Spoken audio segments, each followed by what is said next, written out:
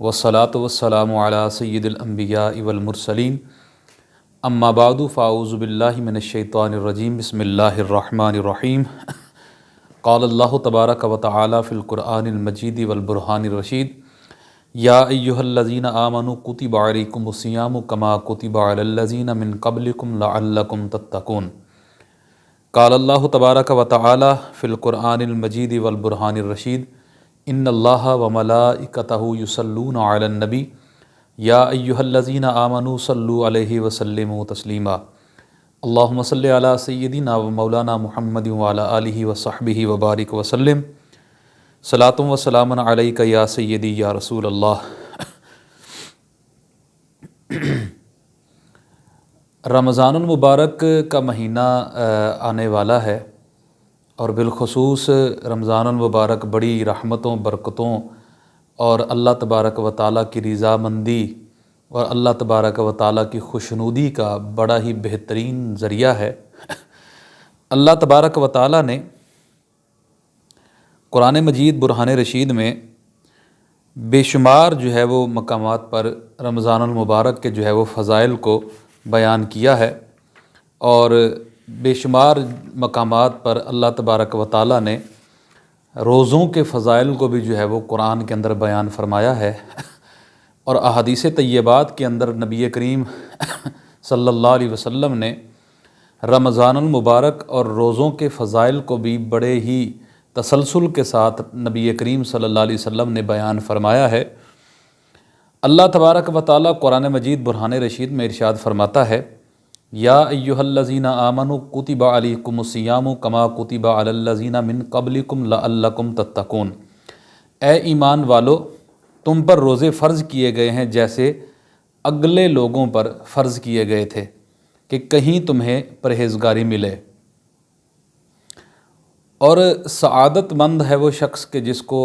رمضان المبارک کے روزے رکھنا اور رمضان المبارک کی برکتیں سمیٹنا نصیب ہو جاتا ہے۔ یاد رکھیں کہ روزہ جو ہے یہ فرض الہی ہے، ہر مسلمان مرد و عورت عاقل بالغ کے اوپر اللہ تبارک و تعالیٰ نے روزے کو فرض قرار دیا ہے۔ اور نماز جو ہے، نماز معراج کی رات جو ہے وہ فرض ہوئی ہے 27 رجب المرجب کی رات کو، اور روزہ جو ہے 10 شعبان المعظم 2 ہجری میں فرض ہوا، اور اللہ تبارک و تعالیٰ نے اس کو مومنین کے اوپر جو ہے وہ تا صبح قیامت تک فرض قرار دے دیا۔ دیکھیں کہ روزے کے لیے رمضان کا مہینہ، روزوں کے لیے رمضان کا مہینہ ہی کیوں منتخب ہوا؟ یہ ایک بڑا اہم سوال ہے کہ اور بھی تو کوئی مہینہ جو ہے وہ منتخب ہو سکتا تھا، جیسے کہ 12 اسلامی مہینوں کے اندر جو ہے وہ اور بھی تو کوئی مہینہ منتخب ہو سکتا تھا، تو رمضان المبارک کو منتخب کرنے کی کیا خاص وجہ ہے؟ دیکھیں ہر معاملہ کسی نہ کسی کی وجہ سے جو ہے وہ مقبول ہو جاتا ہے۔ تو اسلام میں اکثر اعمال ایسے ہیں کہ کسی نہ کسی نیک بندے یا کسی نہ کسی کی وجہ سے جو ہے وہ مقبول ہو جاتے ہیں۔ اب اس لحاظ سے جو ہے، جیسے مثال کے طور پر عرفات کے میدان میں حج کا فریضہ حضرت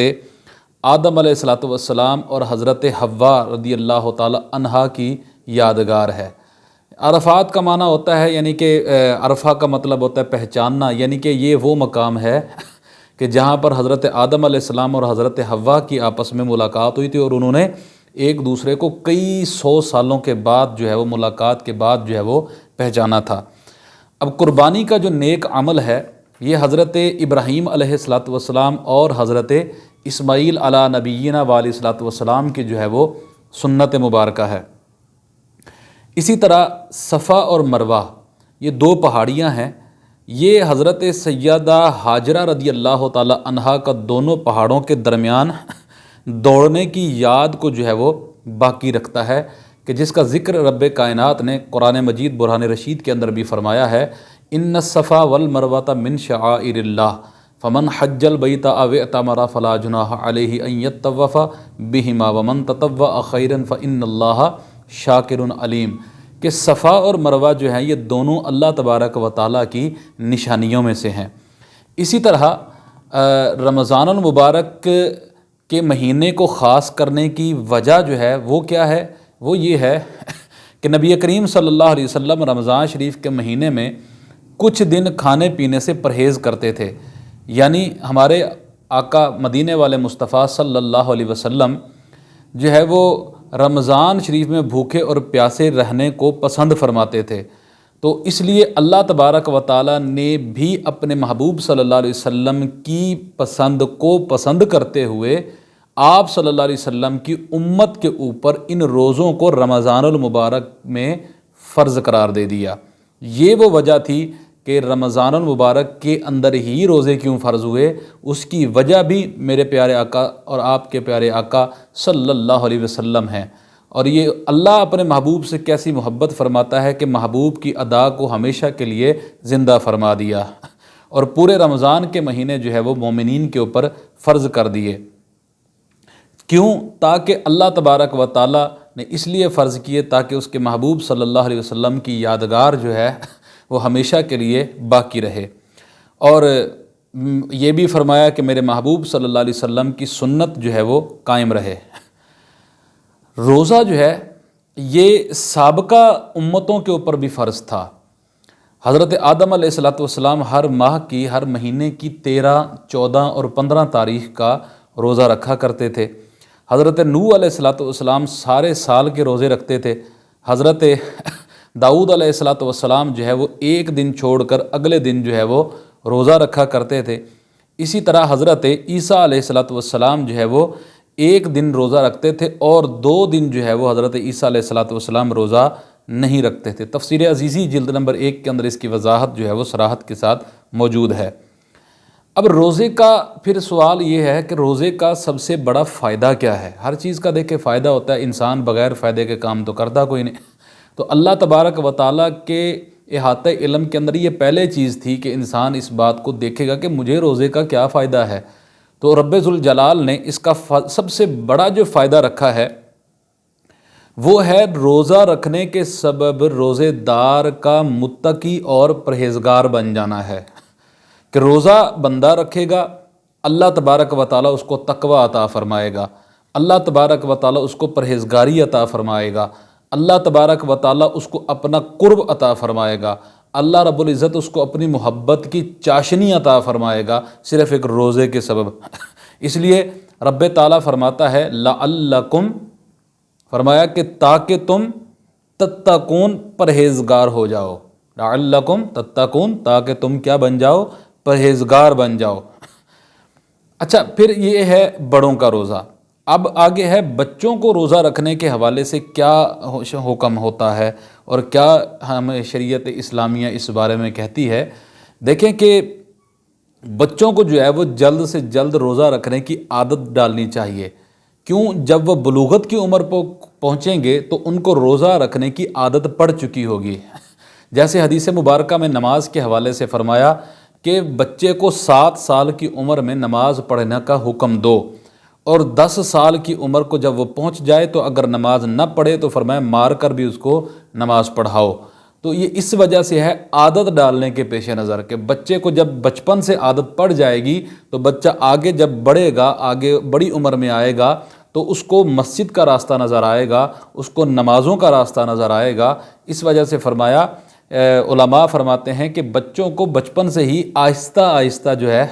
حتی الامکان ان کی عمر اور وقت کے لحاظ سے روزہ رکھنے کی عادت ڈالنی چاہیے۔ اب یہاں پر یہ ارشاد فرمایا کہ صحیح ابن خزیمہ میں جلد نمبر 3 صفحہ نمبر 190 پہ، اور اسی طرح الترغیب و ترہیب کے اندر بھی روایت موجود ہے اور کنز العمال کے اندر بھی روایت موجود ہے۔ پیارے آقا مدینے والے مصطفیٰ صلی اللہ علیہ وسلم نے ارشاد فرمایا، اگر بندوں کو معلوم ہو جاتا کہ رمضان شریف کی فضیلت اور برکت کیا چیز ہے، رمضان المبارک کی برکت کتنی ہے، رمضان المبارک کی فضیلت کتنی ہے، تو فرمایا کہ میری امت تمنا کرتی کہ کاش پورا سال ہی رمضان المبارک کا مہینہ ہوتا تو بہتر ہوتا۔ سبحان اللہ العظیم، کتنی پیاری بات میرے آقا صلی اللہ علیہ وسلم نے ارشاد فرمائی ہے کہ اگر مومنین کو معلوم ہو جائے، امت کو معلوم ہو جائے کہ اللہ رب العزت نے رمضان المبارک کے اندر کتنی برکتیں رکھی ہیں، اللہ تبارک و تعالیٰ نے رمضان المبارک کے اندر کتنی فضیلتیں رکھی ہیں، تو مومن تمنا کرے گا کہ کاش کہ پورا مہینہ ہی جو ہے وہ کیا ہے، رمضان المبارک کا ہی گزر جائے، پورا سال ہی رمضان المبارک کا گزر جائے، مہینے سے مراد یعنی پورا سال رمضان المبارک کا گزر جائے۔ اور آگے الترغیب و ترہیب کے اندر ایک حدیث مبارکہ بڑی ہی ایمان افروز حدیث مبارکہ ہے کہ حضرت ابو ہریرہ رضی اللہ تعالی عنہما سے روایت ہے کہ رسول مقبول صلی اللہ علیہ وسلم نے فرمایا کہ جب رمضان شریف کی پہلی رات ہوتی ہے تو اللہ تبارک و تعالی اپنی مخلوق کی طرف نظر کرم فرماتا ہے، اور جب اللہ تبارک و تعالی کسی مخلوق کی اندر بندے کی طرف نظر کرم فرمائے تو فرمایا کہ اسے کبھی بھی عذاب نہیں دے گا، اور ہر دن 10 لاکھ گناہ گاروں کو جہنم سے آزاد فرماتا ہے۔ سبحان اللہ العظیم، کہ رمضان المبارک کی ہر رات میں رب کائنات اپنے بندوں کو 10 لاکھ بندوں کو کیا کرتا ہے، جہنم سے آزادی عطا فرما دیتا ہے۔ اور جب 29ویں رات آتی ہے، ٹھیک ہے، یا فرمایا کہ جب چاند رات آتی ہے، ٹھیک ہے، تو فرمایا کہ اور 29ویں رات ہوتی ہے تو مہینے بھر میں جتنے آزاد کیے ہوتے ہیں، ایک رات کے 10 لاکھ اور باقی 29 28 راتیں جتنی بھی ہوتی ہیں، حساب لگا لیں کہ سبحان اللہ کتنی دنیا بنتی ہے کہ جن کو اللہ تبارک و تعالیٰ پھر کیا کرتا ہے، ان آزاد کیے ان کی تعداد کے برابر اس رات میں اللہ تبارک و تعالیٰ آزاد فرما دیتا ہے۔ پھر جب عید الفطر کی رات آتی ہے، یعنی کہ چاند رات جس کو کہتے ہیں، تو فرشتے بھی عید مناتے ہیں، خوشی کا اہتمام کرتے ہیں، اور اللہ تبارک و تعالیٰ اپنے نور کی خاص تجلی فرماتا ہے، اور فرشتوں سے رب کائنات ارشاد فرماتا ہے، اے گروہ ملائکہ اس مزدور کو کیا بدلہ دیا جائے،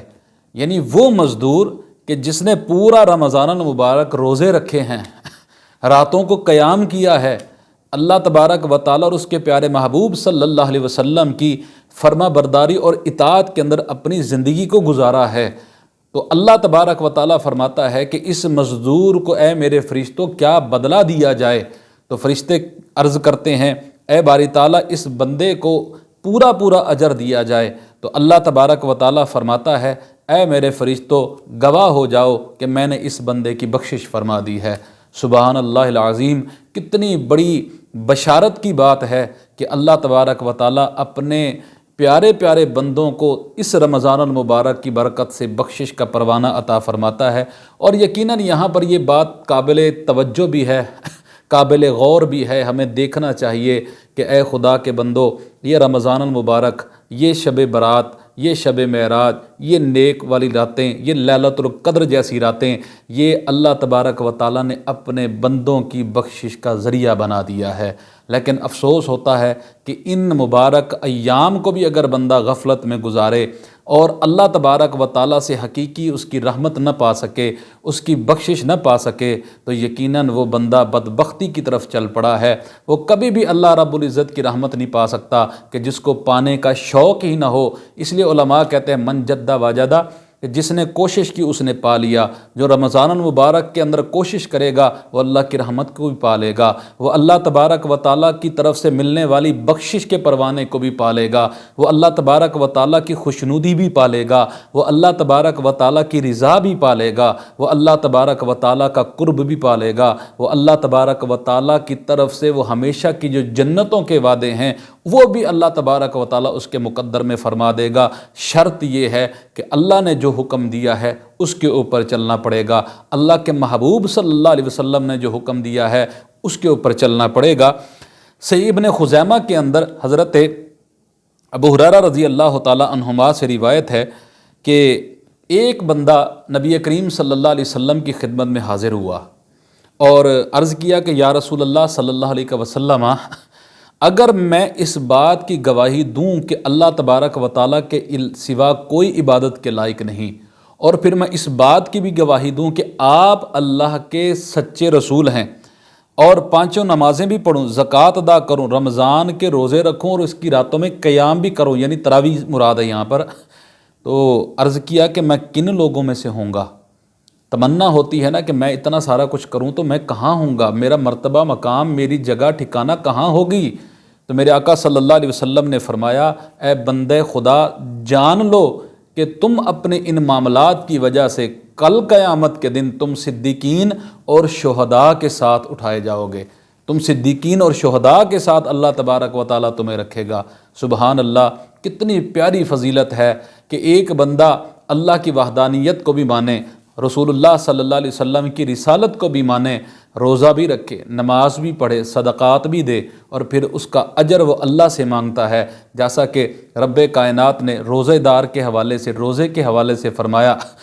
الصوم لی، روزہ میرے لیے ہے، وَأَنَا أُجْزَىٰ بِهِ، اس کی جزا بھی میں رب کائنات خود عطا فرماتا ہوں۔ کتنی پیاری بات ارشاد فرمائی ہے، روزہ بندہ رکھتا ہے، جزا رب کائنات عطا فرما دیتا ہے۔ اور اس حوالے سے حضرت سلیمان فارسی رضی اللہ تعالیٰ عنہ روایت کرتے ہیں، پیارے آقا صلی اللہ علیہ وسلم نے ارشاد فرمایا، ماہ شعبان کے آخری دن واز فرمایا رسول اللہ صلی اللہ علیہ وسلم نے، فرمایا اے لوگو، تمہارے پاس عظمت والا مہینہ آیا، وہ مہینہ جس میں ایک رات ایسی ہے کہ جس کو اللہ تبارک و تعالیٰ نے 1000 مہینوں کے اوپر بھی فضیلت عطا فرمائی ہے۔ اس مہینے کے روزے اللہ تعالیٰ نے فرض کیے، اس کی رات میں قیام یعنی نماز تراویح، اور جو اس میں نیکی کا کام کرے جیسے اور کسی مہینے میں فرض ادا کیا، تو فرمایا کہ رمضان المبارک میں ایک فرض ادا کرنے کا ثواب اللہ تبارک و تعالیٰ 70 گنا زیادہ عطا کر دیتا ہے۔ فرض کا درجہ 70 گنا کر دیا جاتا ہے، نفل کا درجہ فرض کے برابر کر دیا جاتا ہے۔ اللہ تبارک و تعالیٰ کی رحمتوں کے بادل آتے ہیں، رب کائنات رحمتوں کے دروازے کھول دیتا ہے۔ اور حدیث مبارکہ میں آتا ہے، میرے آقا صلی اللہ علیہ وسلم نے ارشاد فرمایا کہ جب رمضان کا مہینہ آتا، اذا جاء رمضان، کہ جب رمضان کا مہینہ آتا ہے، فتحت ابواب الرحمہ، اللہ اپنی رحمت کے دروازے کھول دیتا ہے، فتحت ابواب السماء، اللہ آسمانوں کے دروازے کھول دیتا ہے کہ رب کائنات کی رحمتیں چھما چھم برستی ہیں۔ اس لیے فرمایا کہ رمضان شریف میں اللہ تبارک و تعالیٰ کی برکت ہی برکت ہوتی ہے، رب کائنات رحمت ہی رحمت نازل فرماتا ہے۔ یہ رحمتوں کا مہینہ ہے، یہ برکتوں کا مہینہ ہے، یہ اللہ کو راضی کرنے کا مہینہ ہے، یہ اللہ کی خوشنودی حاصل کرنے کا مہینہ ہے۔ آئیے اس کو غفلت میں نہ گزاریں۔ یہ فضائل، یہ معاملات، یہ بشارتیں، یہ خوشیاں، یہ شادیانے، یہ رب کی خوشنودیاں، یہ رب کی رحمتیں، یہ رب کی برکتیں، یہ ساری اللہ نے اپنے بندوں کے لیے رکھی ہے۔ شرط یہ ہے کہ جو اس کو حاصل کرنے کی کوشش کرے گا ملے گا اسی کو، جو غفلت میں گزارے گا اس کو کچھ نہیں مل سکتا، وہ خالی ہاتھ ہی رہ جائے گا۔ خالی جھولی جب بندہ لے کے آئے اور یہ نیت کر کے آئے کہ میں نے اپنی جھولی کو مرادوں سے لے کر ہی جانا ہے، تو جھولی اسی کی بھری جاتی ہے جو نیت لے کے آتا ہے۔ جو نیت لے کر کے ہی نہ آئے تو اس کو کچھ بھی نہیں ملتا۔ آئیے نیت کرتے ہیں ان ساری فضیلتوں کے پیش نظر انشاءاللہ تعالی ہم رمضان المبارک کی تیاری بھی کریں گے۔ اللہ ہم سب کو رمضان المبارک کی بہاریں دیکھنا نصیب فرمائے۔ اللہ تبارک و تعالی ہم سب کو یہ تمام فضیلتیں، تمام برکتیں، تمام رحمتیں عطا فرمائے۔ آمین بجاہ النبی الامین صلی اللہ تعالی علیہ وسلم۔